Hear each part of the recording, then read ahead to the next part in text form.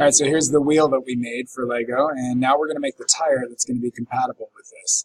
So on a separate part file, we're going to go ahead and sketch the profile. I'm going to use Revolve again for this.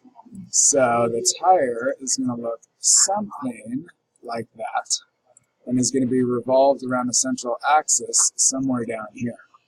Now we need to make sure that the distance from here to here is going to accommodate the wheel. The wheel was a total of 5/16 of an inch in diameter, so we want this to be 5/32 because it'll double when we revolve it.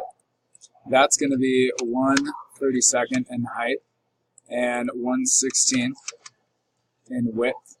The entire wheel is going to be, or the entire tire is going to be 5/16, which means we need a distance from here to here of 2/16. Okay, so that looks like it should all be in the right place. And now we're just going to go to Revolve, and we're going to select our rectangles and put this axis right around like that. And that should be the tire that is compatible with that wheel. Now at this point you may want to go ahead and give it a color. Most of their tires are black.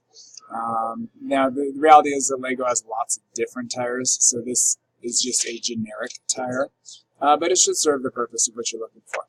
Alright, good luck.